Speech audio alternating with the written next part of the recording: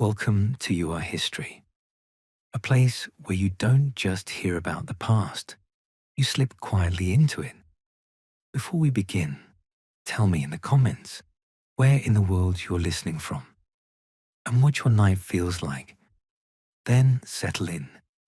Let the noise of your day fall away. Because now you're someone else. Tonight, you are a remote viewer in Project Stargate. It is the early 1980s. The Cold War lingers like a low electrical hum beneath everyday life. Inside an ordinary office building in the United States, behind blank walls and fluorescent lights, you are about to attempt something that should not be possible. You lie flat on a narrow padded cot in a dim laboratory room. Your shoes have been removed. Your arms rest loosely at your sides.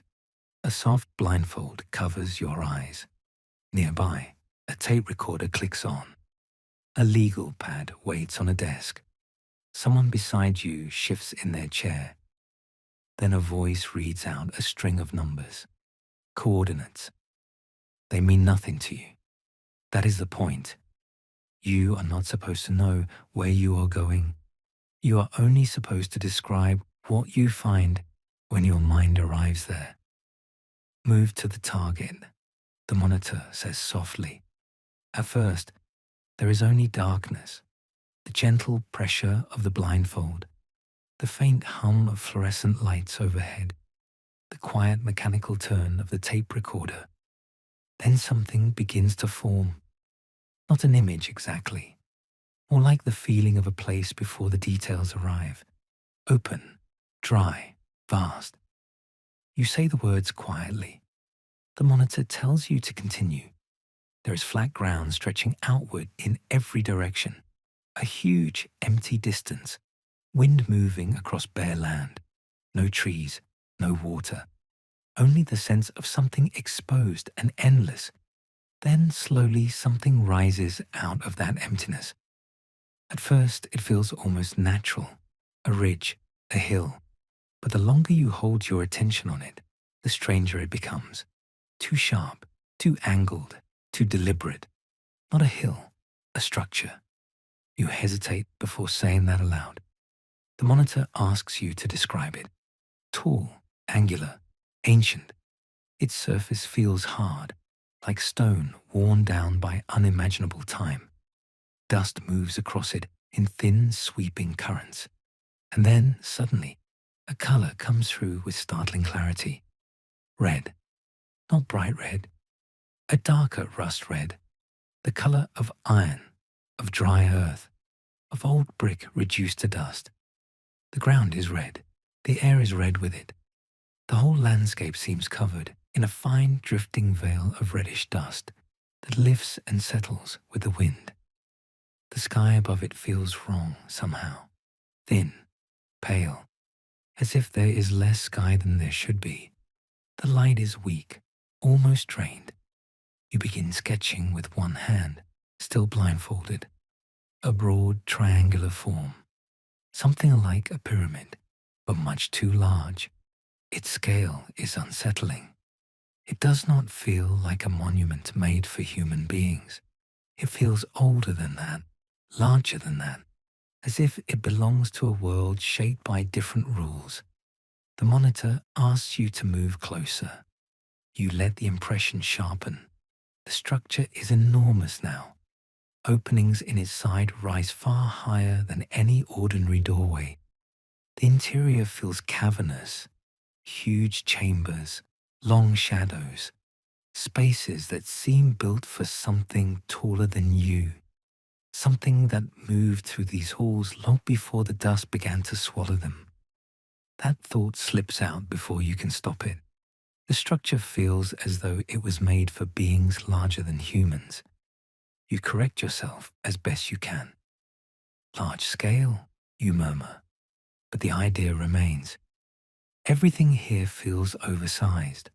Not only the pyramid, but the emptiness around it, the vastness of the desert, the long silence, the feeling that this world once held something extraordinary and has now been left behind. The monitor asks if you sense any life. At first, no.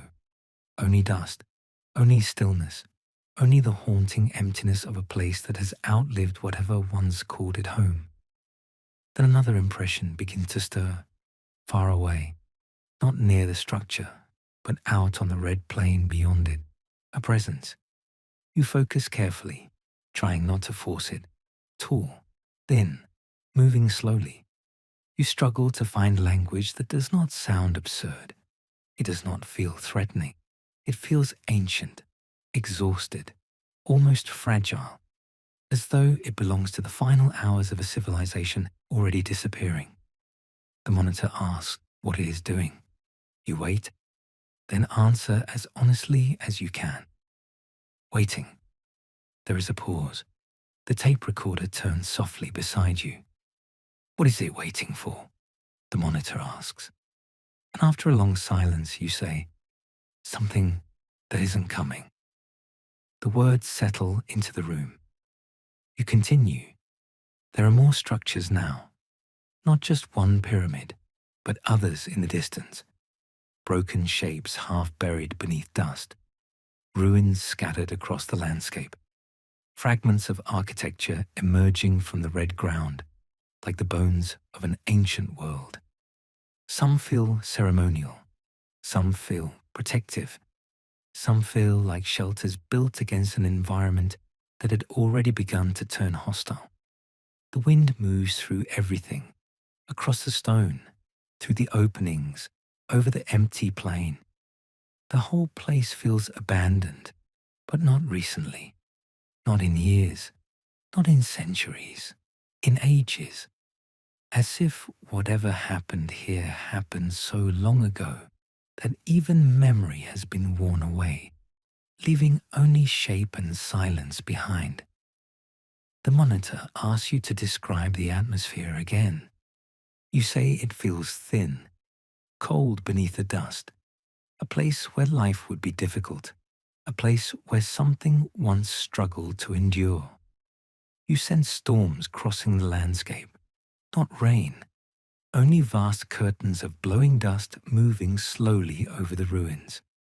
The sky remains pale and distant above it all, and everywhere that same feeling persists, that something ended here, not suddenly, not violently, but slowly, a long fading, a civilization thinning out beneath an empty sky.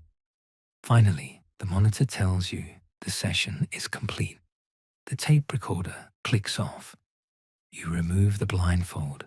Fluorescent light rushes back into your eyes. The room returns in pieces. The desk, the legal pad, your rough sketch of the pyramid. The researchers watching quietly. The monitor gathers his notes and slides a single card towards you.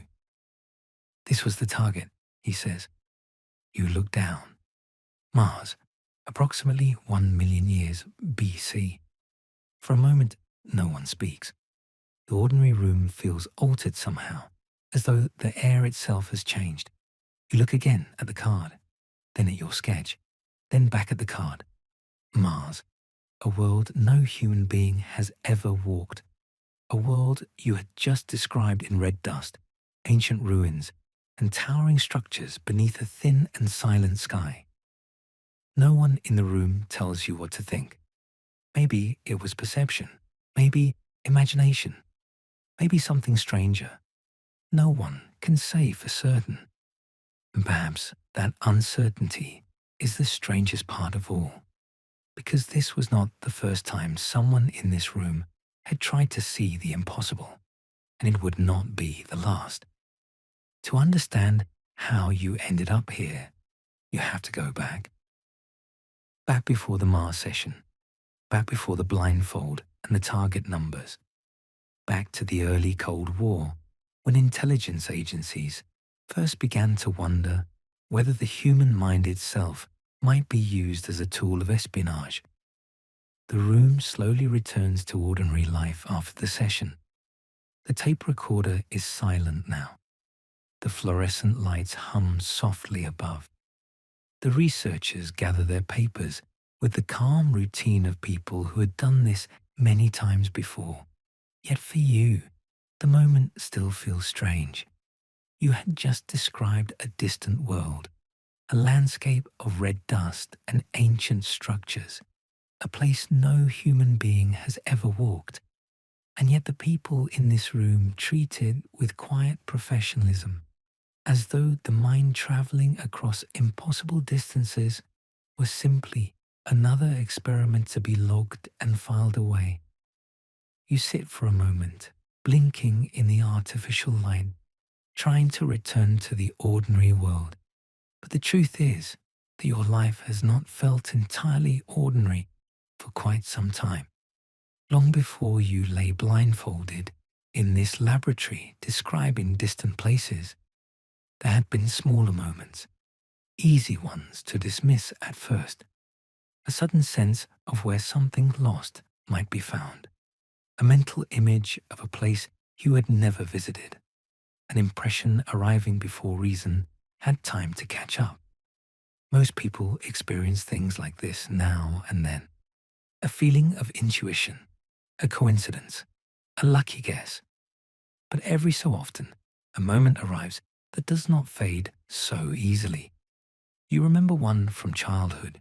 You are perhaps 9, maybe 10. The house is quiet in the way family houses sometimes become quiet in the late evening, when adults are speaking in another room and the last light is fading at the windows. Someone is upset. Something small is missing. A ring, perhaps, or a watch. Nothing life-changing, but important enough that drawers are being opened and closed, and voices have taken on that sharper edge that comes with growing frustration. You are told, as children often are, to stay out of the way. But standing in a hallway, an image appears in your mind with sudden clarity. Not a thought, not a guess, an image.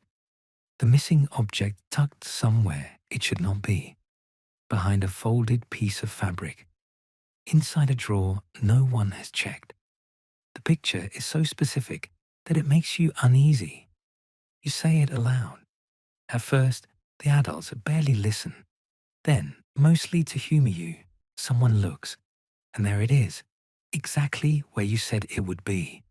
No one calls it psychic. No one gathers around in amazement. They laugh a little. They say children notice odd things. They say perhaps you saw it earlier without realizing it. And maybe that is true, but the feeling stays with you. Not pride, not certainty. Only the quiet discomfort of knowing that something arrived in your mind before it should have. That would not be the only time. As the years pass, there are other moments.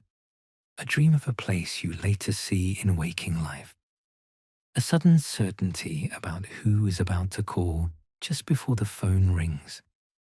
A mental picture of a street corner in a town you have never visited, only to stand there months later with the eerie sensation of having already been there. None of it is dramatic enough to build a life around. None of it proves anything.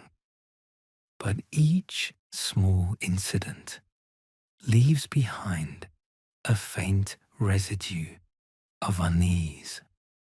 By the time you are an adult, you have learned to treat such moments carefully. You do not speak of them much. Most people do not want mystery explained. They want it dismissed. So you dismiss it too, at least outwardly. Then, years later, someone notices. The conversation that changes everything does not happen in a mystical place, not in candlelight, not in some hidden chamber of occult experimentation. It happens in an office, a plain office, a desk, a folder, a government building with neutral walls and bad coffee.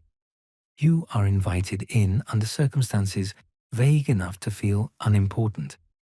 A series of questions follows, not only about your work, but about unusual experiences, intuition, dreams, moments of knowing. At first, you assume it is some strange but forgettable screening process. But then the questions become more specific. Have you ever known where a missing object was without knowing how you knew? Have you ever dreamed of a place before visiting it? Have you ever described something accurately that you could not possibly have seen? The tone remains calm, clinical. No one smiles.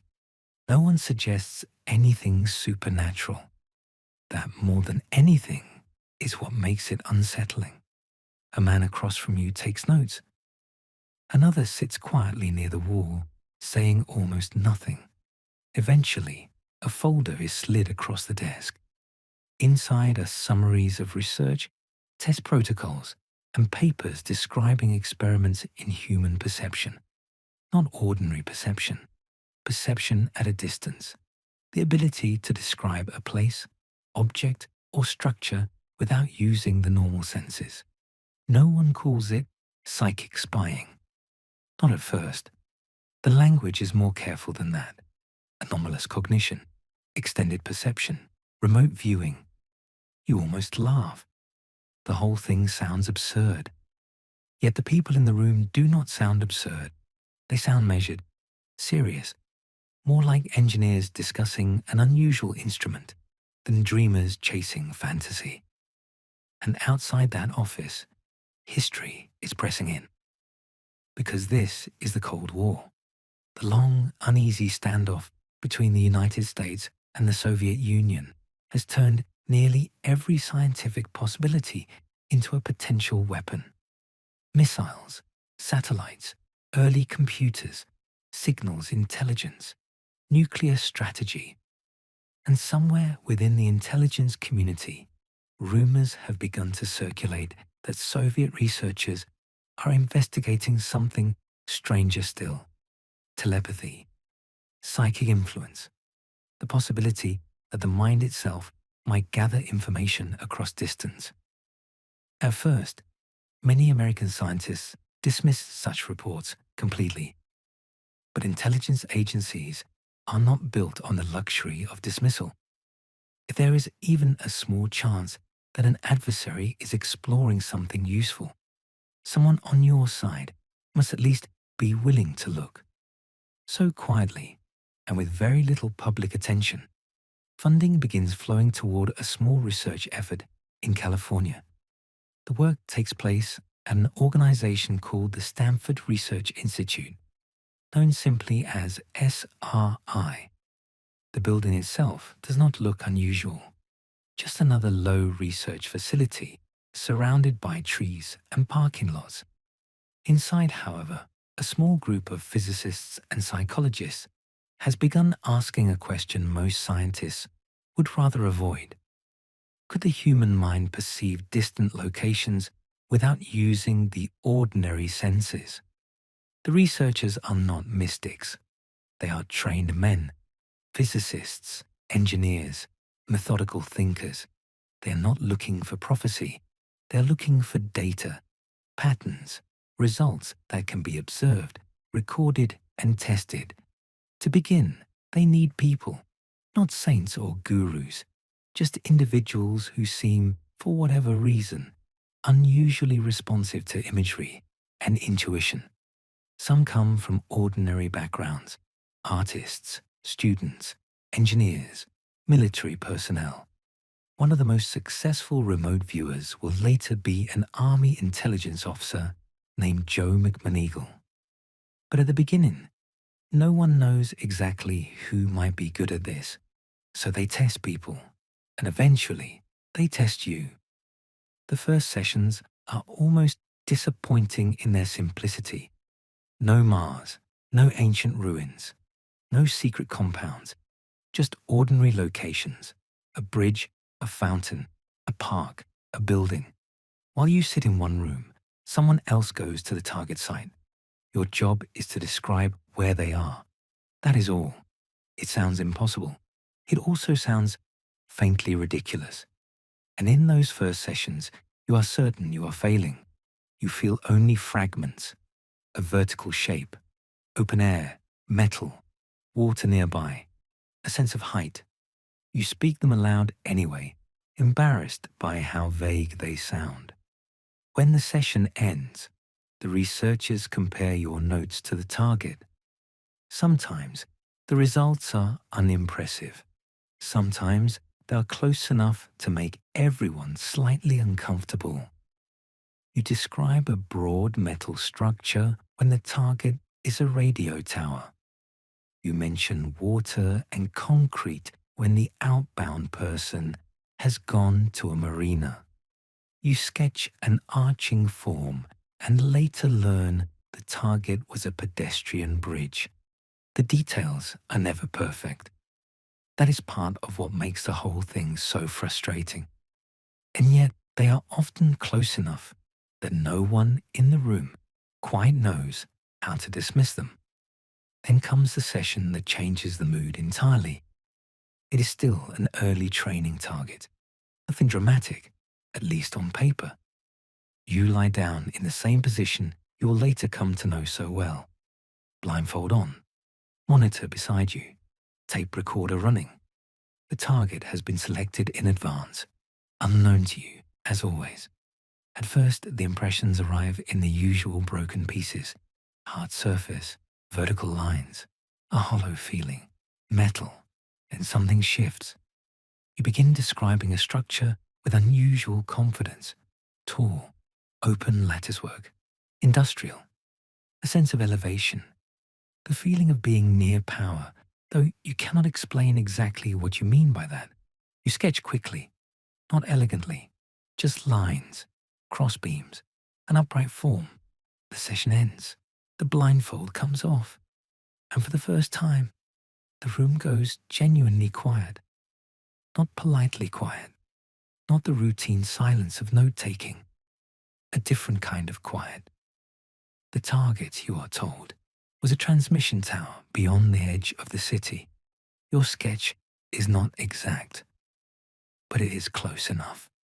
Close enough in structure. Close enough in feeling. Close enough that the people observing you stop treating the exercise like speculation and begin treating it like a possible capability. That is the moment the work changes, not only for them, for you. Until then, you have still been free to believe this is all a strange misunderstanding, a trick of pattern recognition, a collection of lucky hits padded by vague language. But when a room full of skeptical researchers falls silent over your notes, something inside you shifts. You do not become certain. That never happens. But certainty is replaced by possibility. And possibility in the Cold War is enough to open doors. Before long, intelligence agencies begin paying closer attention. The Central Intelligence Agency, the Defense Intelligence Agency, the United States Army. Each wants to know whether this unusual line of research might offer some advantage. Could a trained viewer describe a secret military installation? Could they perceive activity inside a facility hidden from satellites? Could they sketch the layout of a structure they had never entered? By the mid-1970s, what began as a small research project slowly evolves into something larger, a classified program, one that will eventually become known as the Stargate Project. The work moves into more controlled government settings. The sessions become more formal. Everything is documented. Every word, every sketch, every pause. Over time, a small group of viewers begins developing the strange discipline known as remote viewing. For you, the sessions begin to alter everyday life in subtler ways. You start seeing places in fragments. A hallway in a government building reminds you of a corridor from a target session. A certain quality of air, dry and metallic, suddenly returns you to a place you have only ever visited in the mind. Dreams become harder to separate from impressions. Impressions become harder to separate from memory. Nothing dramatic, Nothing unmanageable, just a quiet blurring at the edges. Still, you continue, because by then the work has become its own strange discipline, and because the people around you continue to treat the impossible as though it was simply difficult. Eventually, someone in the program decides to try something that seems almost absurd. They will give a viewer a target that exists far beyond the Earth itself. That decision leads to the strange session you experienced earlier tonight, the one involving a distant red world. But by the time that session takes place, you have already spent many hours inside rooms like this one, learning to quiet your thoughts, learning to trust the first image before logic can erase it, learning that sometimes the mind seems capable of drifting far beyond the walls of the laboratory. And sometimes, when it does, it leads somewhere truly unexpected. Sometimes the target is practical, a military site, an industrial compound, a place that matters not because it is beautiful or mysterious, but because someone in government wants to know what is there. In those sessions, the impressions often arrive cold. Concrete, metal, fences, long low buildings arranged with too much order to be ordinary. You describe a hard flat surface, then a second barrier beyond it, a sense of restricted space, something underground, something sealed, heavy doors, a shaft, the feeling of machinery sleeping beneath the surface. The monitor does not say much while you speak, but you can always tell when a session has become more serious. The room changes, not loudly. No one gasps, no one interrupts, but the silence sharpens. Pencils move more quickly. Questions become more precise. And afterward, the researchers are a little too careful with their papers. They do not always tell you what the target was. Sometimes you are simply thanked and sent home with the uneasy feeling that you may have described something you were never meant to know. Other times the target is older, much older, a ruined site beneath layers of sand and time, a place where walls no longer stand as they once did. You describe broken stone, a collapsed doorway, a courtyard full of dust, the feeling of emptiness beneath an open sky. You sense age in these places differently than you sense it anywhere else, not as a number, not as history written down, but as a weight, a stillness that has been gathering for centuries. The mind seems to move differently there, more slowly, more reverently, as if even thought itself has lowered its voice. It is those sessions, in some ways, that linger the longest, not the military compounds, not the hidden installations, but the buried places, the forgotten ones, the sense of standing somehow in the remains of lives no longer visible to the world. And then there are the targets no one explains at all. You are given the numbers. You lie back. The blindfold settles over your eyes. And from the very first impression, something feels wrong. Not frightening exactly, only difficult to grasp. A shape that will not hold still in the mind. A place that feels both enclosed and endless. You describe darkness, depth, a humming vibration somewhere below awareness. You mention a circular structure, or perhaps a chamber. You are not sure. The monitor asks you to continue. You do. But when the session ends, the room does not return to normal in the usual way. No one meets your eyes. No photograph is shown. No feedback is offered. Only a quiet thank you. A file closed a little too quickly. A conversation beginning after you have already left the room. Those are the sessions that stay with you most of all. Not because you know what they meant, but because you never do. And after enough years, that becomes part of the life as well. You move through ordinary afternoons, carrying unspoken fragments of extraordinary places. You stand in grocery store aisles beneath fluorescent lights, deciding between brands of coffee, while somewhere in the back of your mind a half-remembered target lingers. A concrete corridor, a ruined stairwell, a red plane beneath a thin sky. You sit in traffic at a red light, you fold laundry, you answer polite questions about your week. And all the while, another quieter life runs beneath the visible one. A life of sealed rooms, coded numbers, and distant places glimpsed only in darkness.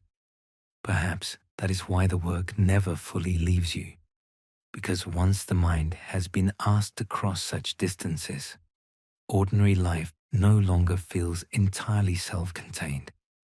Every place begins to suggest another hidden layer. Every building might contain something unseen. Every landscape might be holding its own buried memory. And even after the sessions grow fewer, even after the program begins its long, quiet fading into archives and file cabinets, that feeling remains. The sense that the world is larger, stranger, and more deeply layered than it first appears. Now the work is done for the night. The last notes have been written down. The final sketches rest on the desk in a small, uneven stack. Somewhere in another room, a file drawer closes. A recorder button is pressed. A label is attached. A folder is set gently into place among many others. Around you, the building has grown quieter. The voices have faded. The footsteps in the hallway have become less frequent. Even the fluorescent lights seem softer now, their faint hum settling into the background. You sit for a moment longer in the stillness that follows the session. The blindfold is gone. Your eyes are open, and yet part of you still feels suspended somewhere between places, half in the ordinary world of desks and paper and government corridors, half in that other world of impressions, shapes in darkness, fragments of distant landscapes, ruins, structures, wind over empty ground. But even those places are beginning to drift farther away now. The red plane softens. The stone corridors grow dim. The sealed rooms and hidden compounds, the ancient sites and unfinished impressions, all of them begin to recede like dreams, already dissolving with the coming of morning. You do not need to follow them anymore. You do not need to reach outward. You do not need to search. For now, there are no coordinates to listen for, no target to move toward, no monitor asking you to describe what rises in the dark. There is only the quiet room, the gentle weight of your hands at rest, the steady rhythm of your breathing, the slow return of your body to itself. And perhaps that is its own kind of mercy. Because the world is wide, strange, layered with distances most people never think to cross. And for a little while, you were asked to cross them. You wandered through hidden places. You stood at the edge of ruins. You glimpsed landscapes no map could easily explain. You followed faint impressions into the unknown. And now, at last, you are allowed to let all of it go. The researchers will keep their notes. The archives will keep their questions. History will keep its mysteries. You do not need to solve them tonight. Tonight, you may simply rest. Outside, the world has gone on turning. Night stretches over parking lots and highways, over sleeping neighborhoods and darkened office parks, over deserts and coastlines and distant cities. Above it all, the sky remains silent and immense, holding its own unreachable distances. But here, in this small room, everything is finally still. Your breathing slows, your thoughts loosen, the edges of things become gentler, less defined. The need to understand begins to fade, and perhaps that is the strangest comfort of all. Not knowing, not proving, not reaching any farther. Only resting at the edge of mystery and allowing it to remain mystery. The file drawers are closed now, the papers are stacked, the lights are low, and somewhere far beyond this quiet room, beyond the sleeping city, beyond the cold upper air and the dark between worlds, all those distant places remain exactly as they are, ancient, silent, unanswered. You leave them there. You let them grow soft. You let them slip beyond thought. And slowly, let this life fade and come back to yourself. If you enjoyed this journey, you can subscribe. Let me know in the comments what story you'd like to fall asleep to next. Until then, rest well, sleep deeply, and I'll meet you in another life.